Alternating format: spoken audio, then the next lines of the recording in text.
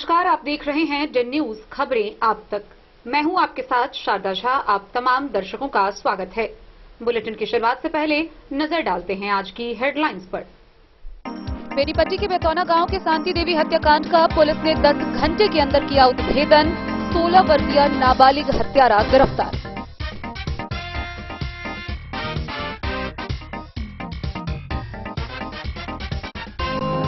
जिला कोर्ट के न्यायाधीश दिवेश कुमार ने नाबालिग अपहरण मामले में अभियुक्त संजय कुमार यादव को किया दोषी करार।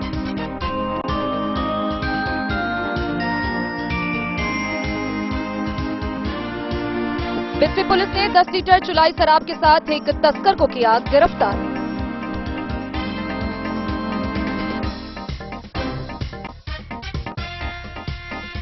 मधवापुर के रहमा गांव में भोजन पकाने के दौरान रसोई गैस सिलेंडर से लगी आग।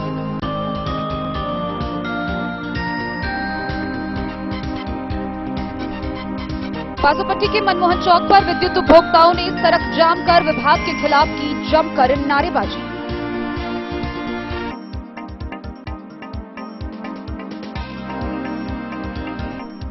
जयनगर प्रखंड के बरही पंचायत में जनसुराज संगठन की हुई पहली पंचायत बैठक।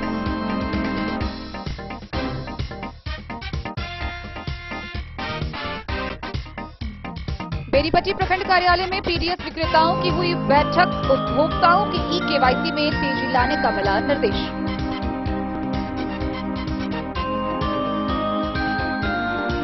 जयनगर प्रखंड के प्राथमिक विद्यालय यूनियन टोला का भवन वर्षों से है क्षतिग्रस्त। कभी भी हो सकता है बड़ा हादसा।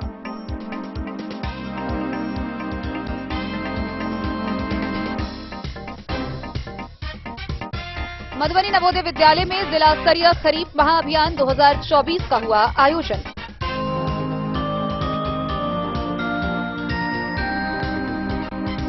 जयनगर रेलवे स्टेशन पर रेल यात्रियों की सुरक्षा के लिए चलाया गया जन जागरूकता अभियान।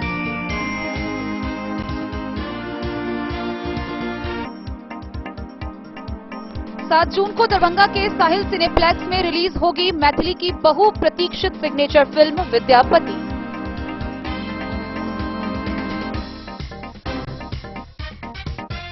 जयनगर में अंतर्राष्ट्रीय भोजपुरी संगठन रसबुनिया वाराणसी के द्वारा भोजपुरी सम्मेलन सह वार्षिकोत्सव का किया गया आयोजन।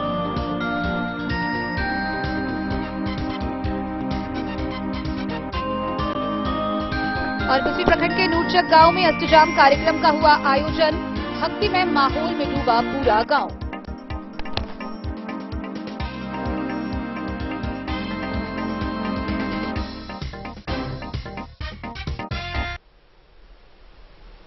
खबरें अब विस्तार से। बेनीपट्टी के बेतौना गांव में 60 वर्षीय शांति देवी हत्याकांड मामले में पुलिस ने सूचना मिलने के मात्र 10 घंटे के अंदर वैज्ञानिक पद्धति से मामले का उद्भेदन कर हत्यारा 16 वर्षीय एक नाबालिग रवि किशन ठाकुर को गिरफ्तार कर लिया है। गौरतलब हो कि शांति देवी गांव के ही प्राथमिक विद्यालय में रसोइया का काम करती थी, जहां बुद्ध पूर्णिमा के दिन छुट्टी के कारण वह स्कूल नहीं गई थी और 16 वर्षीय रवि किशन ठाकुर, जो कि उसके घर के बगल में रहता है, उसने उसके गर्दन पर टेंगारी से वार कर उसे मौत के घाट सुला दिया था और इतना ही नहीं, उसके ही घर में उसे बंद कर दिया था। बहरहाल इस मामले की छानबीन के 10 घंटे के अंदर पुलिस ने एक 16 वर्षीय हत्यारा रवि किशन ठाकुर समेत उसके परिजनों के खिलाफ प्राथमिकी दर्ज की है। आइए हम आपको विस्तार से बताते हैं क्या है ये पूरी वारदात। बेनीपट्टी पुलिस ने थाना क्षेत्र के बेतौना गांव के स्वर्गीय फकीर ठाकुर की पत्नी 60 वर्षीय रसोइया शांति देवी हत्याकांड का उद्भेदन सूचना के मात्र 10 घंटों के भीतर वैज्ञानिक पद्धति से कर इसमें शामिल एक नाबालिग हत्यारा 16 वर्षीय रवि किशन ठाकुर को गिरफ्तार कर लिया है। इस जघन्य हत्याकांड का पर्दाफाश बेनीपट्टी के डीएसपी दिवेश के नेतृत्व में गठित पुलिस टीम में शामिल बेनीपट्टी के थानाध्यक्ष inspector Gautam Kumar, circle police inspector Neeraj Kumar Verma, थाना की महिला सब इंस्पेक्टर जूली कुमारी व मुजफ्फरपुर से आई पुलिस की 2 सदस्यीय एफएसएल की टीम ने किया है। रवि किशन ठाकुर ने पुलिस के समक्ष पूछताछ में स्वीकार किया है कि उसने ही बीते 23 मई की दोपहर करीब 1:30 बजे अपने पड़ोस की चचेरी परदादी शांति देवी के घर में घुसकर चौकी पर सुप्तावस्था के दौरान पीछे से उसके गर्दन के पिछले हिस्से में टेंगारी से कई बार वार कर उसकी नृशंस हत्या कर दी थी और मृतका के घर के मुख्य द्वार के चदरा के गेट पर उनके ही घर का ताला मार दिया था। पुलिस ने रसोइया शांति देवी हत्याकांड में प्रयुक्त खून लगा हुआ एक टेंगारी व हत्या के दौरान हत्यारा रवि किशन ठाकुर के द्वारा अपने शरीर में पहना गया खून लगा हुआ एक हाफ पैंट व एक टी शर्ट आरोपी के किचन वाले घर से बरामद किया है। हत्यारा रवि किशन ठाकुर ने पुलिस को पूछताछ में बताया है कि उसने अपनी चचेरी परदादी शांति देवी की हत्या उसके सभी पारिवारिक सदस्यों के साथ अक्सर गाली गलौज करने के कारण कर दी है। मृतका शांति देवी आए दिन उसके परिवार के सभी लोगों को गाली देती थी। हत्यारोपी रवि किशन ठाकुर की ओर से पुलिस के समक्ष दी गई स्वीकारोक्ति बयान के अनुसार उसने ईंट का दीवार फांदकर घर के आंगन में कमरे में प्रवेश कर सोई अवस्था में शांति देवी को पीछे से गर्दन के पिछले भाग पर टेंगारी से पहले एक बार वार किया और टेंगारी लेकर वापस अपने घर में चला गया। आधा घंटा तक मृतका उस कमरे में छटपटाई। इसके बाद मृतका कमरे से जब बाहर निकलने की कोशिश करने लगी तो पुनः उसके घर के कमरे में पहुंचकर उसके गर्दन और सिर के पिछले भाग पर टेंगारी से 5-6 बार वार किया। शांति देवी ने वहीं अपना दम तोड़ दिया। इधर मृतका की पुत्री सविता देवी के लिखित बयान के आधार पर पुलिस ने कांड संख्या दर्ज कर उसके तहत रवि किशन ठाकुर, उसके पिता नवीन ठाकुर, उसकी मां ममता देवी, भाई दीपक ठाकुर व शांति देवी सहित कुल 5 लोगों के खिलाफ में हत्या की प्राथमिकी दर्ज की है, जिसमें पुलिस ने एक मुख्य नाबालिग हत्यारा रवि किशन ठाकुर को बीते शनिवार की रात ही गिरफ्तार कर पूछताछ करने के बाद रविवार को रिमांड होम दरभंगा भेज दिया है। गौरतलब हो कि बीते 25 मई की सुबह शांति देवी का लाश उसके घर के कमरे के गेट से लुढ़की हुई अवस्था में स्थानीय लोगों की सूचना पर पुलिस ने पहुंचकर मुख्य द्वार के चदरा के गेट पर लगे ताला को तोड़कर भीतर प्रवेश कर बरामद किया था। दरअसल मृतका के घर से बाहर निकल रही काफी दुर्गंध और उसके घर के गेट, ईंट की दीवार व खिड़की पर लगे मक्खियों का जमावड़ा को देखकर स्थानीय लोगों को अनहोनी की आशंका हुई और लोगों ने इसकी सूचना स्थानीय थाना पुलिस को दी। मृतका शांति देवी अपने घर के कुछ ही दूरी पर अवस्थित मिडिल स्कूल बेतौना में रसोइया का कार्य करती थी और बीते 24 व 25 मई को कार्य करने स्कूल नहीं गई थी, जबकि बीते 23 मई को जिस दिन उसकी हत्या की गई उस दिन स्कूल में बुद्ध पूर्णिमा की छुट्टी थी। वहीं बीते 22 मई को वह अपनी ड्यूटी करने स्कूल पहुंची थी। बेनीपट्टी से विनोद कुमार की रिपोर्ट। जिला कोर्ट के अपर जिला एवं सत्र न्यायाधीश व पॉक्सो कोर्ट के विशेष न्यायाधीश दिवेश ने नाबालिग लड़की अपहरण मामले के एक अभियुक्त को दोषी करार दिया है। मामला अरेर थाना क्षेत्र का है, 19 अक्टूबर 2021 का है। इस मामले में उसे दोषी करार करते हुए सजा के प्रावधान के लिए 31 मई की तारीख मुकर्रर की गई है। जिला कोर्ट के अपर जिला एवं सत्र न्यायाधीश सह पॉक्सो कोर्ट के विशेष न्यायाधीश दिवेश कुमार की अदालत ने शादी की नीयत से बहला फुसलाकर नाबालिग लड़की को भगाने के मामले में अभियुक्त संजय कुमार यादव को दोषी करार दिया। अभियुक्त संजय कुमार यादव अरेर थाना क्षेत्र के बल्हा गांव का निवासी बताया गया, जिस पर आईपीसी की धारा 376, 363 एवं 4 पॉक्सो एक्ट में दोषी पाया गया। विशेष लोक अभियोजक कुमारी मधुरानी ने बताया कि घटना बीते 19 अक्टूबर 2021 की है। पीड़िता को 3 महीने बाद दिल्ली से अभियुक्त संजय कुमार यादव के पास से बरामद किया गया। सजा के बिंदु पर सुनवाई के लिए 31 मई की तारीख मुकर्रर की गई है।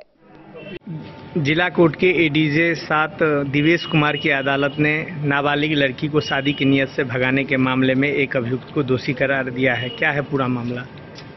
मामला अरेर थाना क्षेत्र के अंतर्गत का है।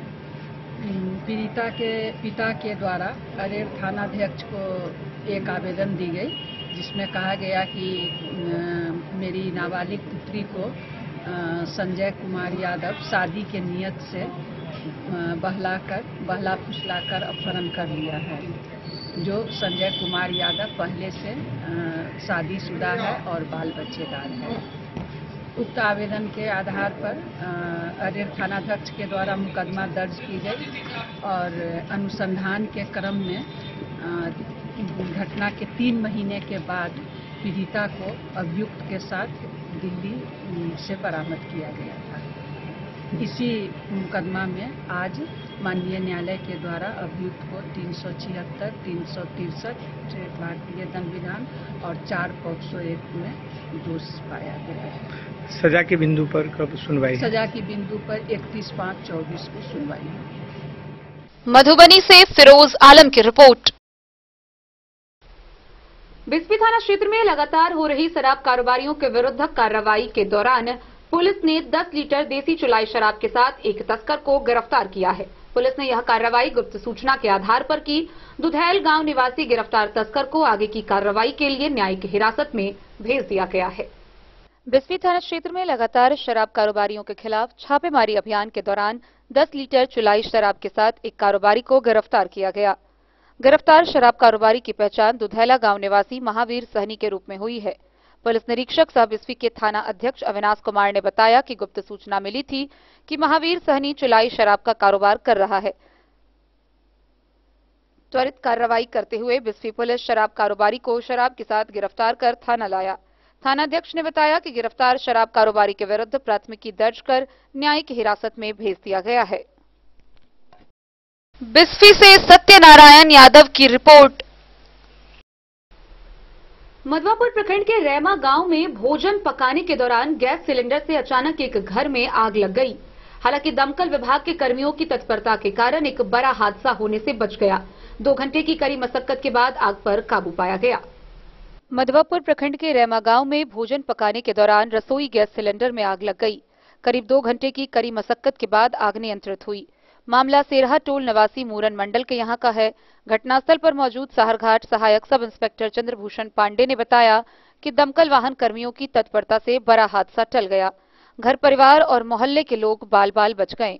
112 नंबर की पुलिस ने स्थल पर लोगों को आग की घटना से बचने के लिए जागरूक किया। द न्यूज के लिए मधवापुर से एसके दीपक की रिपोर्ट। बासोपट्टी में विद्युत ट्रांसफार्मर खराब होने के कारण इस भीषण गर्मी में पिछले 3 दिनों से बिजली का लाभ उपभोक्ताओं को नहीं मिल रहा है। 3 दिन तक ट्रांसफार्मर ठीक नहीं होने पर बासोपट्टी के मनमोहन चौक पर विद्युत उपभोक्ताओं ने सड़क जाम कर विभाग के खिलाफ जमकर नारेबाजी की। बासोपट्टी कलवाही मुख्य सड़क पर मनमोहन चौक पर आक्रोशित विद्युत उपभोक्ताओं ने सड़क जाम कर नारेबाजी किया। कई घंटों तक मुख्य सड़क जाम रहने के कारण यातायात प्रभावित हुआ। आक्रोशित विद्युत उपभोक्ताओं ने कहा कि विद्युत ट्रांसफार्मर खराब रहने के कारण 3 दिनों से बिजली नहीं है। इसकी शिकायत स्थानीय अधिकारी से किया जा चुका है, जिसके बावजूद भी अभी तक पहल नहीं किया गया है। खराब हालत में पड़े विद्युत ट्रांसफार्मर को अविलंब बदलने की मांग को लेकर वरीय अधिकारी से गुहार लगाई गई। कई ग्रामीणों ने बताया कि बिजली संबंधित शिकायत की सुधि नहीं लिए जाने से ग्रामीण विवश हैं। 3 दिनों से बिजली नहीं रहने के कारण भीषण गर्मी में बच्चे एवं बुजुर्ग अधिक परेशान हैं। इससे पूर्व भी कई बार ग्रामीणों ने समस्या को दूर करने के लिए आग्रह किया, फिर भी समस्या की अनदेखी करने का ग्रामीणों ने आरोप लगाया है। विभागीय स्थानीय अधिकारी के खिलाफ नारेबाजी करते हुए कई ग्रामीणों ने बताया कि सुदूर देहात ग्रामीण क्षेत्रों में विद्युत उपभोक्ताओं को बेहतर बिजली नहीं मिल रही है। इन दिनों भीषण गर्मी महीने में विद्युत उपभोक्ताओं को काफी परेशानी झेलनी पड़ रही है। कई बार अधिकारी व विद्युत कर्मियों से गुहार लगाई जा चुकी है, परंतु समस्या जस की तस है। कई ग्रामीणों ने बताया कि सरकार एक तरफ दावा कर रही है कि विद्युत सेवा बेहतर दिया जाएगा, तो वहीं दूसरी ओर ग्रामीण क्षेत्रों में बिजली व्यवस्था सरकार की पोल खोल रही है। ग्रामीणों ने कहा कि एक तो बिजली कम आपूर्ति हो रही है, दूसरी ओर विद्युत का बिल भी अधिक आ रहा है। बिजली खपत के हिसाब से बिजली बिल नहीं आने का ग्रामीणों ने शिकायत किया। इधर कई घंटों तक सड़क जाम रहने के कारण वाहनों की लंबी कतार लग गई। ग्रामीणों ने वरीय अधिकारी को बुलवाने की मांग की। इस संबंध में बिजली के जेई ओम प्रकाश अकेला ने आरोप को निराधार बताते हुए बताया कि जैसे ही विद्युत ट्रांसफार्मर खराब होने की सूचना मिली, त्वरित समस्या के समाधान का लगातार प्रयास किया जा रहा है। जल्द ही समस्या का समाधान कर लिया जाएगा। जाम स्थल पर थानाध्यक्ष अरविंद कुमार, बीडीओ अजीत कुमार के आश्वासन पर आक्रोशित लोगों ने सड़क जाम हटाया। बासोपट्टी पर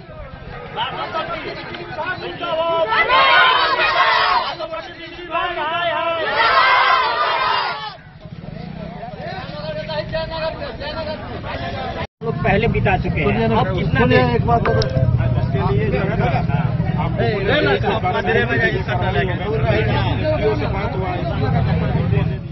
बासोपट्टी से रोशन ठाकुर की रिपोर्ट। खबरों का सिलसिला जारी रहेगा। जल्द ही लौटेंगे एक छोटे से ब्रेक के बाद। आप बने रहिए हमारे साथ।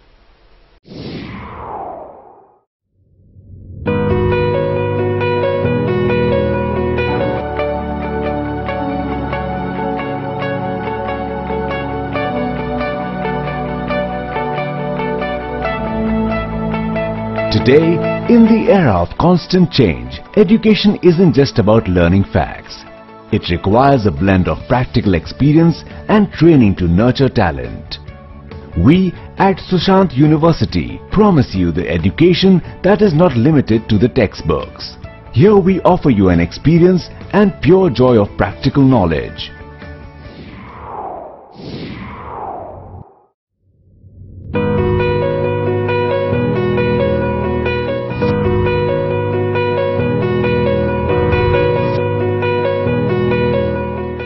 लाल Babu Prasad and sons, Sankat Chowk, bank of India के बगल में, मधुबनी।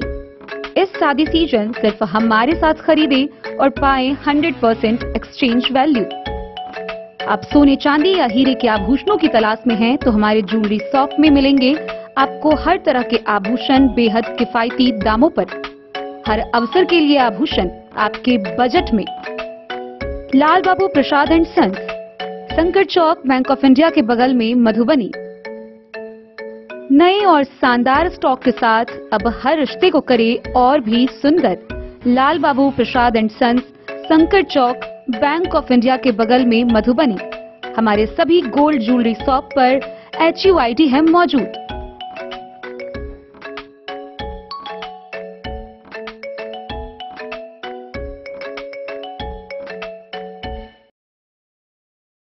ट्रेंड के इस जमाने में क्या आप भी चाहते हैं स्टाइलिश और फैशनेबल कपड़े?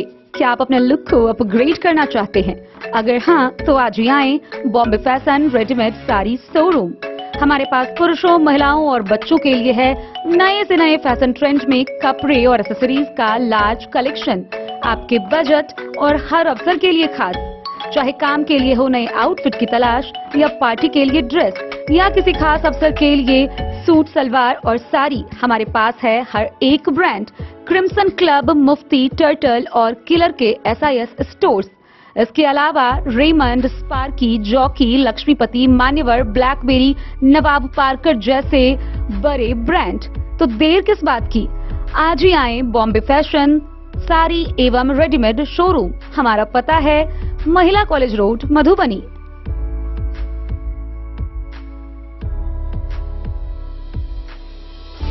अगर है आपको सोने चांदी या हीरे के आभूषणों की तलाश तो आज ही आएं लाल बाबू ज्वेलर्स, महिला कॉलेज रोड, मधुबनी। मिथिलांचल में 100 वर्ष से अधिक की विरासत और आपकी सेवा में हर आभूषण पर हॉलमार्क उपलब्ध है। हर अवसर के लिए आभूषण, शादी हो, पार्टी हो, त्योहार हो, आपके बजट में और आपके डिजाइन के अनुसार। तो आज ही हमारी ज्वेलरी शॉप पर आएं और अपने प्रियजनों के लिए खरीदे खूबसूरत आभूषण।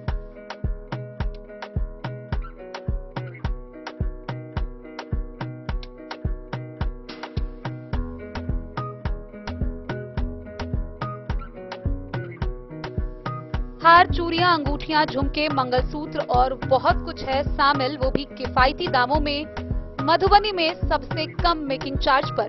लाल बाबू ज्वेलर्स, महिला कॉलेज रोड, मधुबनी।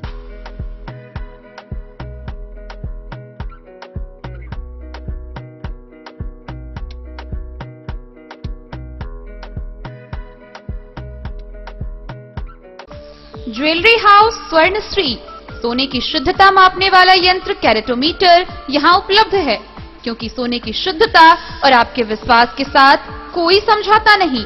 रत्न, सोना व चांदी के हर तरह के आभूषणों के लिए एक बार अवश्य आएं। लाइट वेट व बेहतरीन कारीगरी वाले गहनों का अनूठा संगम। आपका भरोसा ही है हमारी पूंजी। बिना किसी मिलावट व पूरी शुद्धता के साथ हॉलमार्क गहने आपको देना हमारा परम कर्तव्य। तो देर किस बात की, अपने मनपसंद गहनों की खरीदारी के लिए आज ही आए। पता याद रखें, ज्वेलरी हाउस स्वर्णश्री, बड़ा बाजार, मधुबनी।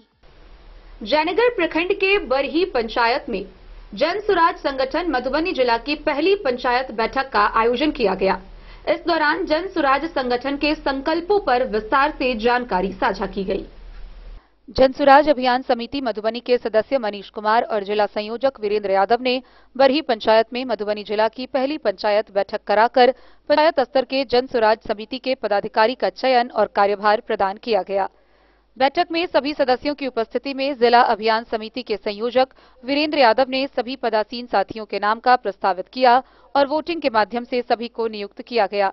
इसमें पंचायत समिति सदस्य प्रतिनिधि ललन साह को बरही पंचायत के जन सुराज का पंचायत अध्यक्ष बनाया गया।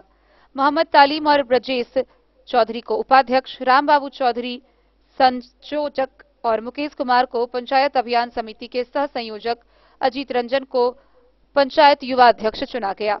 इस मौके पर जयनगर प्रखंड कार्यवाहक समिति के कार्यकारिणी के पदाधिकारी सह वार्ड सदस्य संघ के अध्यक्ष सुरेश यादव भी उपस्थित रहे। बैठक में सभी उपस्थित लोगों ने प्रशांत किशोर के ऐलान पर संकल्प लिया।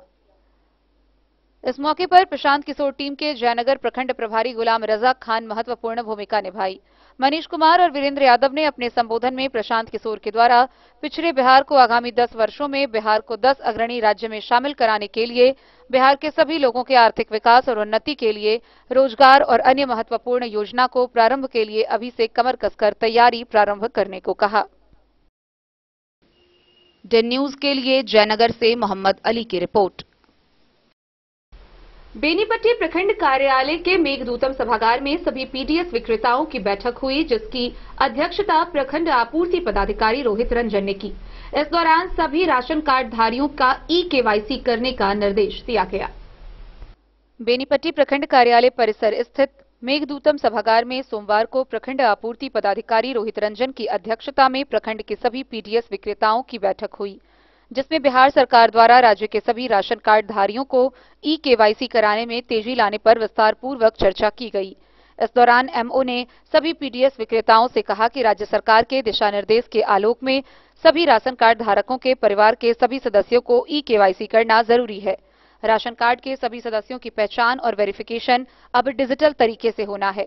अगर कोई राशन कार्ड धारक ई-केवाईसी नहीं कराता है तो उनका राशन कार्ड बंद हो सकता है।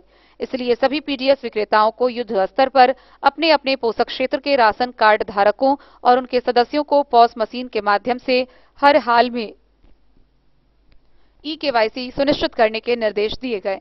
उन्होंने कहा कि बेनीपट्टी प्रखंड क्षेत्र में राशन कार्ड धारक और कार्ड में अंकित परिवार के मुखिया व परिवार के अन्य सदस्य समेत कुल उपभोक्ताओं की संख्या 2,97,000 है, जिनका ई-केवाईसी करना है।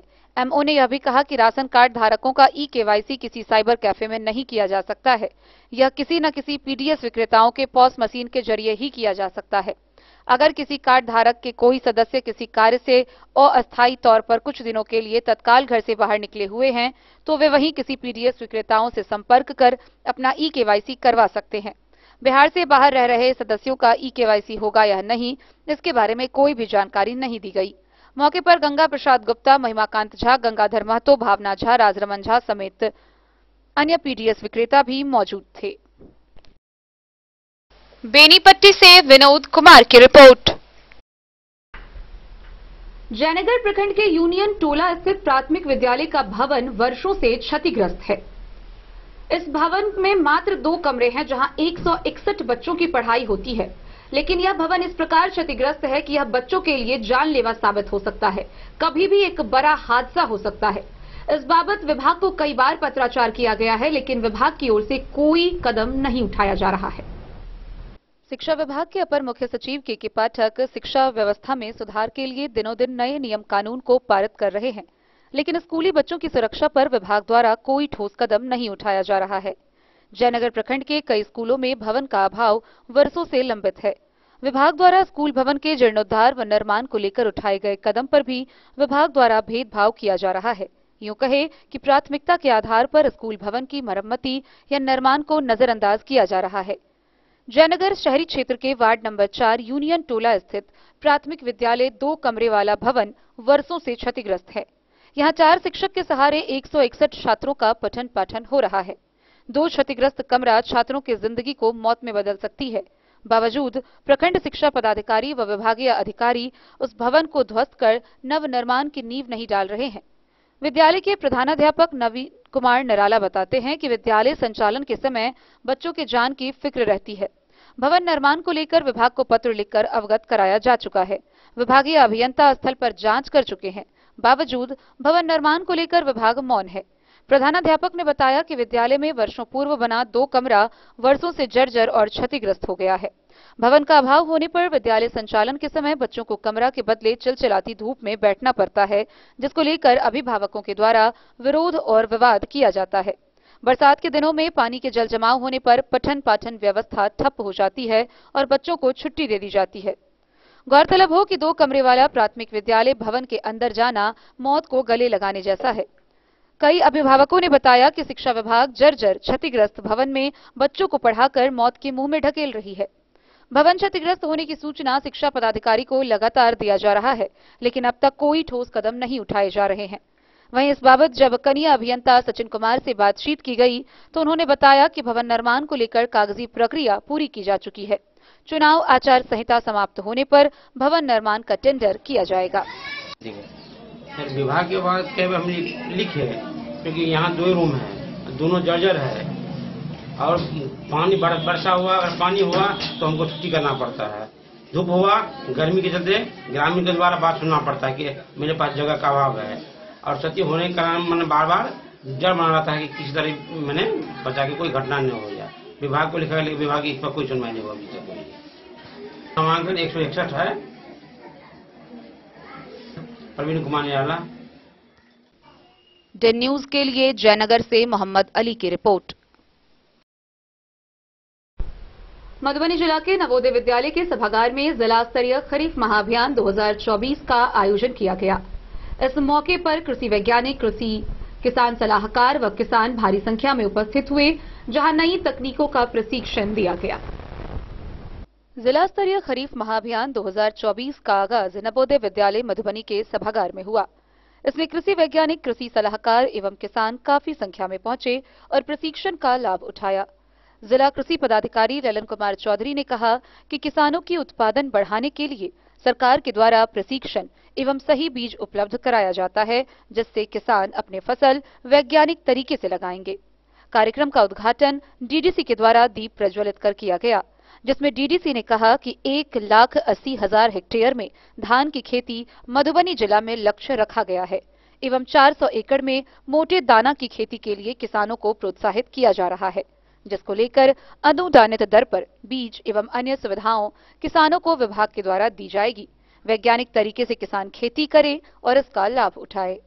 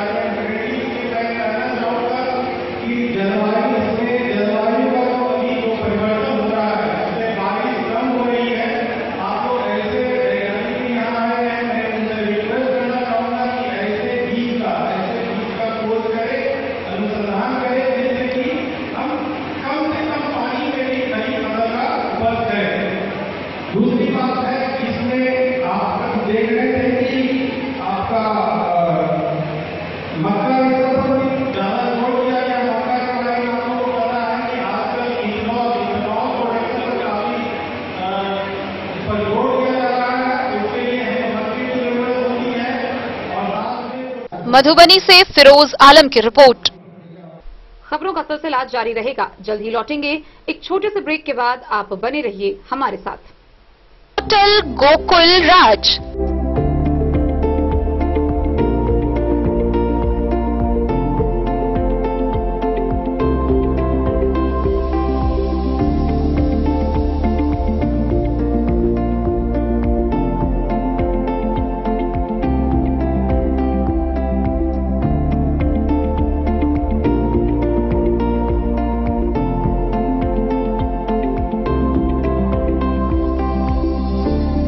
शहर के भीड़ भाड़ से दूर शांति और सुकून से भरे वातावरण में मधुबनी शहर के लहरियागंज वार्ड नंबर 1 में पूरे मिथिलांचल क्षेत्र का सबसे भव्य होटल होटल गोकुल राज 4 मंजिला इमारत की इस होटल में है 4 बड़े बड़े बैंकेट हॉल, रिंग सेरेमनी, शादी, मीटिंग या पार्टी, हर एक आयोजन के लिए अलग से हॉल की व्यवस्था, रेस्टोरेंट की व्यवस्था जहां एक से बढ़कर एक लजीज व्यंजनों का मिलेगा संगम और रहने का उचित प्रबंध।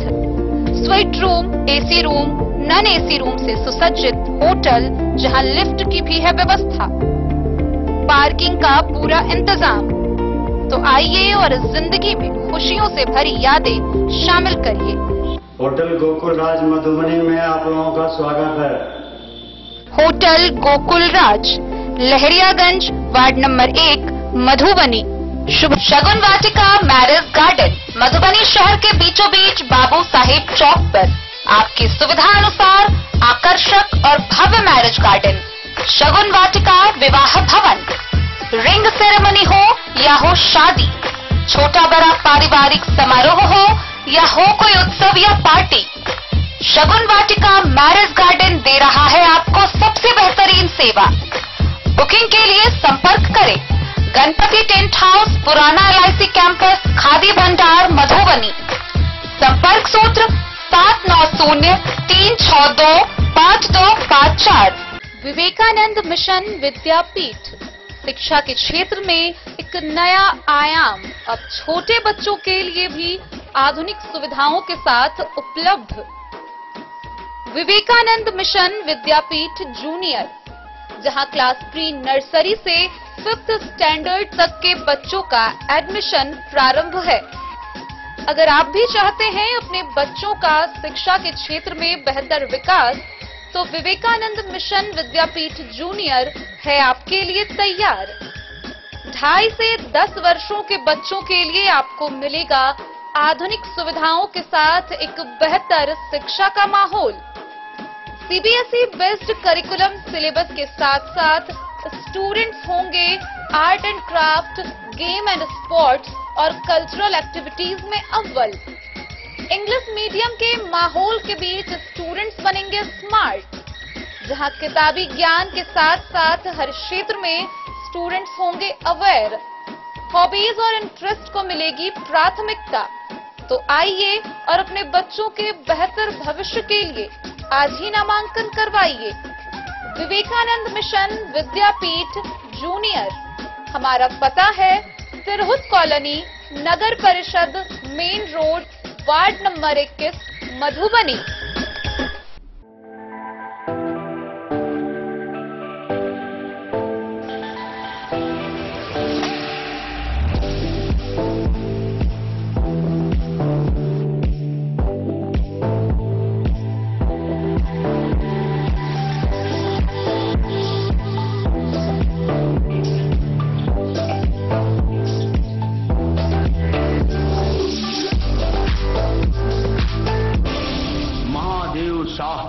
Amarnath Prasad jewellers, 916 hallmark branded gold एवं डायमंड ज्वेलरी शोरूम, गांधी। सीमावर्ती जयनगर रेलवे स्टेशन पर पूर्व मध्य रेल समस्तीपुर के संरक्षा संगठन के द्वारा जन जागरूकता अभियान चलाया गया। इस दौरान रेल यात्रियों को सुरक्षा से संबंधित कई जानकारी दी गई। पूर्व मध्य रेल समस्तीपुर मंडल के संरक्षा संगठन के द्वारा सीमावर्ती जयनगर रेलवे स्टेशन पर रेल यात्रियों एवं यात्रा करने आए ग्रामीण क्षेत्रों के लोगों को यात्रा के दौरान यात्रियों की सुरक्षा को लेकर जन जागरूकता अभियान चलाया गया।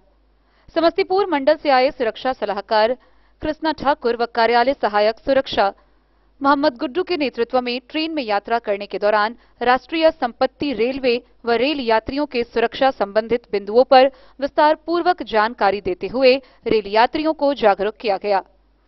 जयनगर रेलवे स्टेशन के प्लेटफॉर्म संख्या 1, 2, 3 एवं 4 के अलावा बाहरी परिसर, टिकट काउंटर समेत अन्य जगहों पर रेल यात्रियों को यात्रा के दौरान सुरक्षा की जानकारी दी गई। उन्होंने रेल यात्रियों को यात्रा के दौरान किसी तरह की कोई भी प्रतिबिंबित सामानों को अपने साथ नहीं ले जाने की बात कही। यात्रा करने के दौरान ज्वलनशील पदार्थों में गैस सिलेंडर, पटाखा, पेट्रोल, केरोसिन तेल, स्टोव समेत अन्य किसी भी तरह के प्रतिबंधित सामानों को यात्रा के दौरान नहीं ले जाने की बात कही। उन्होंने कहा कि ऐसे ज्वलनशील पदार्थों से अपने साथ सैकड़ों जान को खतरा हो सकता है। ऐसा करने से बचें और दूसरे लोगों को रेल यात्रा के दौरान ज्वलनशील पदार्थ नहीं ले जाने की सलाह दें। रेलवे ने बढ़ते तापमान व भीषण गर्मी को देखते हुए मंडल के अंतर्गत सभी रेलवे स्टेशनों पर सुरक्षा को लेकर जागरूकता अभियान चला रही है, ताकि ऐसी आपात स्थिति से निपटने के लिए रेल यात्री अपनी सूझबूझ से काम ले। डेन न्यूज के लिए जयनगर से मोहम्मद अली की रिपोर्ट। बीते रविवार को पटना के विद्यापति भवन में मैथिली सिग्नेचर फिल्म विद्यापति का प्रीमियर शो दिखाया गया। इसे देखने के लिए हजारों लोगों की भीड़ उमड़ी। गौरतलब हो कि आगामी 7 जून को दरभंगा के साहिल सिनेप्लेक्स, जिसे अब लाइट हाउस के नाम से जाना जाता है, वहां मैथिली की बहुप्रतीक्षित film signature film Vidyapati release की जा रही है। पटना के विद्यापति भवन में रविवार को मैथिली फीचर फिल्म विद्यापति का प्रीमियर शो दिखाया गया। मैथिली महिला संघ द्वारा आयोजित इस कार्यक्रम में दर्शकों की भारी भीड़ उमड़ी। इस प्रीमियर शो का उद्घाटन प्रसिद्ध अभिनेत्री और संगीत नाटक अकादमी पुरस्कार से सम्मानित प्रेमलता मिश्र प्रेम ने किया। इस अवसर पर उन्होंने बताया कि जानकी फिल्म्स प्रोडक्शन के बैनर तले निर्माता सुनील कुमार झा ने बहुत ही सफल फिल्म बनाई है। मैथिली महिला संघ की महिलाओं ने कहा कि यह फिल्म न सिर्फ मिथिला की ऐतिहासिक विरासत को संजोने का काम करती है, बल्कि मनोरंजन के लिहाज से भी उत्कृष्ट है। यह फिल्म संपूर्ण मिथिला समाज को गौरवान्वित और लाभान्वित करती है। इसके लिए इस फिल्म के निर्माता, निर्देशक सहित सिनेमा की पूरी टीम बधाई के पात्र है। मैथिली महिला संघ की महिलाओं ने कहा कि ऐतिहासिक पृष्ठभूमि में बनी बायोपिक फिल्में अक्सर रसहीन हुआ करती है, लेकिन इस फिल्म में विविध रसों का प्रयोग किया गया है जो दर्शकों को रोमांचित करती है। नृत्य और संगीत के कारण भी यह फिल्म एक बेहतरीन फिल्म है। मैथिली फिल्मों में इस तरह की मेकिंग दुर्लभ है। यह दर्शकों को 3 घंटे तक अपने से बांधे रखती है। मैथिली फीचर फिल्म विद्यापति महाकवि विद्यापति के जीवन पर आधारित फीचर फिल्म है, जिसमें महाकवि के जीवन के विविध पहलुओं को उद्घाटित किया गया है। ऐसे अनछुए पहलुओं को इसमें सामने लाया गया है जिसके बारे में लोगों को नहीं के बराबर जानकारी थी। यह फिल्म न सिर्फ ज्ञानवर्धन करता है, बल्कि मनोरंजन के लिहाज से भी सर्वोत्कृष्ट है। राग, विराग, प्रेम, सौंदर्य के साथ समर्पण की अद्भुत कथा जानकी फिल्म्स प्रोडक्शन के माध्यम से लोगों के सामने लाई गई है। गौरतलब हो कि मैथिली की बहुप्रतीक्षित सिग्नेचर फिल्म विद्यापति को 7 जून को दरभंगा के साहिल सिनेप्लेक्स, जो अब लाइट हाउस के नाम से जाना जाता है, उसमें रिलीज किया जाएगा। इस फिल्म का प्रसारण प्रतिदिन 4 शो में किया जाएगा। Bureau report, Madhubani. भोजपुरी भाषा के अंतर्राष्ट्रीय संगठन रसबुनिया वाराणसी के द्वारा भोजपुरी सम्मेलन वार्षिकोत्सव सह सम्मान समारोह मनाया गया। इस दौरान भोजपुरी को संवैधानिक दर्जा दिलाने और अश्लीलता दूर करने संबंधित विभिन्न मांगों पर विस्तारपूर्वक मांग उठाई गई।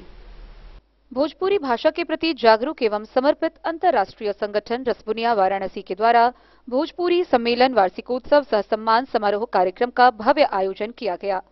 समारोह में राष्ट्रीय साहित्यकार, शिक्षाविद, गीतकार, कलमकारों ने इस मंच पर अपनी प्रस्तुति के साथ भोजपुरी को संवैधानिक दर्जा और अश्लीलता दूर करने संबंधी मांग को उठाया। कार्यक्रम में मिथिलांचल के युवा शिक्षाविद जयनगर डीबी कॉलेज के सहायक प्रोफेसर डॉक्टर शैलेश कुमार सिंह को मुख्य अतिथि, काशी हिंदू विश्वविद्यालय वाराणसी के प्रोफेसर प्रभाकर सिंह विशिष्ट अतिथि, निर्गुण सम्राट मदन राय, अध्यक्ष संजय सिंह चंदन, संयोजक राकेश ओझा के द्वारा संयुक्त रूप से अंग वस्त्र एवं प्रतीक चिन्ह प्रदान कर भोजपुरी गौरव सम्मान से सम्मानित किया गया। इस दौरान अतिथि के द्वारा डॉक्टर शैलेश की पुस्तक साझा काव्य संग्रह मेरे राम का लोकार्पण भी किया गया। मौके पर डॉक्टर शैलेश कुमार सिंह ने संयोजक राजेश ओझा व आयोजक मंडली के प्रति धन्यवाद ज्ञापन करते हुए कहा कि इस तरह के अकादमिक साहित्यिक आयोजन से भोजपुरी भाषा की प्रमुख मांग संवैधानिक दर्जा 8वीं अनुसूची में शामिल करने का मार्ग प्रशस्त होगा। डॉक्टर सिंह ने कहा कि मधुबनी के पूर्व सांसद स्वर्गीय भोगेंद्र झा ने 1969 ईस्वी में सदन में भोजपुरी को 8वीं अनुसूची में शामिल करने का जो मुद्दा उठाया था, उसे पूरा करने के लिए यूपी, बिहार से लेकर दिल्ली तक लड़ाई लड़ेंगे। डेन न्यूज के लिए जयनगर से मोहम्मद अली की रिपोर्ट।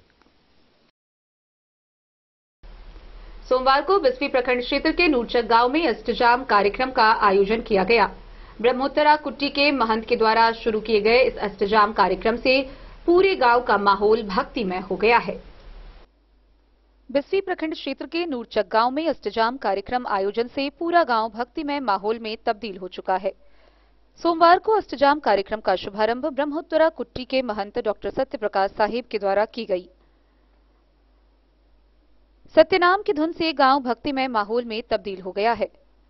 उन्होंने कहा कि कलयुग में भक्ति, भजन, अष्टजाम एवं जय सत्यनाम के धुन से ही लोग मोक्ष की प्राप्ति कर सकते हैं।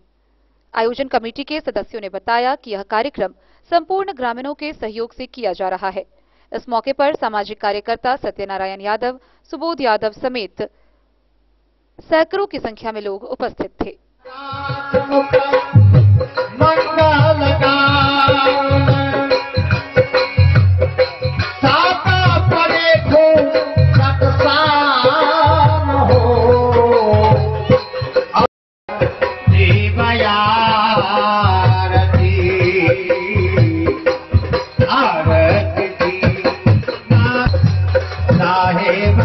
बिस्फी से सत्यनारायण यादव की रिपोर्ट।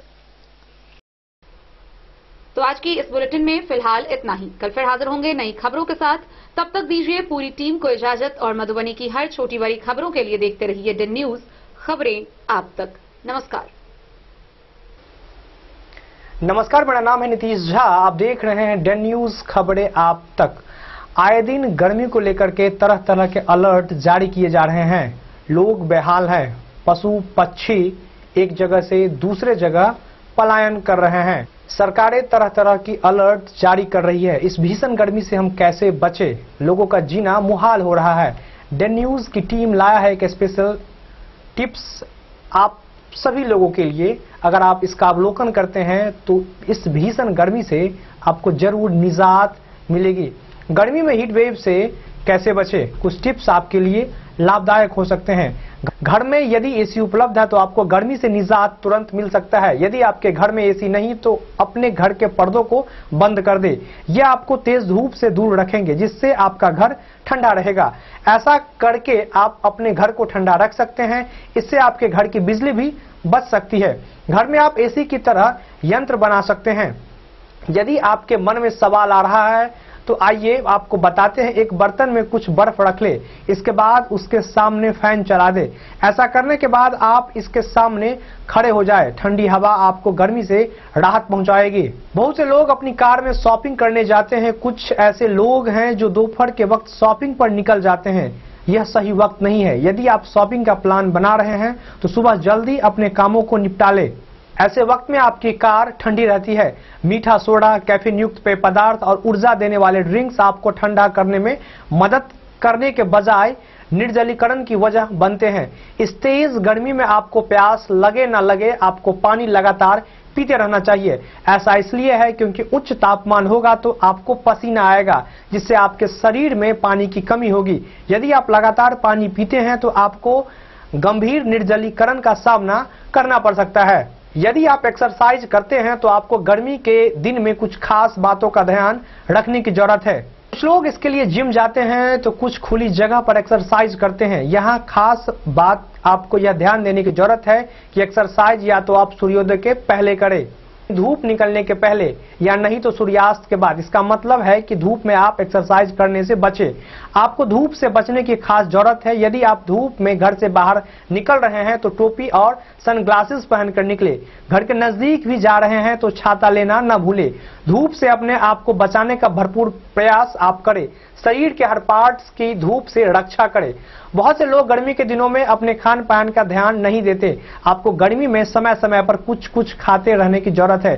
पोषक तत्वों से भरे खाद्य पदार्थों का सेवन आपको करना चाहिए, खासकर फल और सब्जियां जिनमें पानी की मात्रा अधिक होती है।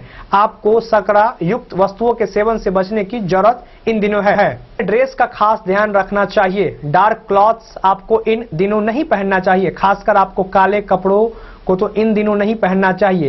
ये सूर्य की रोशनी को ट्रैप करते हैं और ज्यादा गर्मी का एहसास करवाते हैं। गर्मी के दिनों में आपको हल्के रंग के कपड़े पहनने चाहिए। हल्के रंग के कपड़े सूर्य की रोशनी को अवशोषित नहीं करते, जिससे गर्मी कम लगती है। रिपोर्ट आपको कैसा लगा आप हमें जरूर बताएं। अपने सहयोगी सोनू के साथ मैं नीतीश झा। देखते रहिए डेन न्यूज, खबरें आप तक।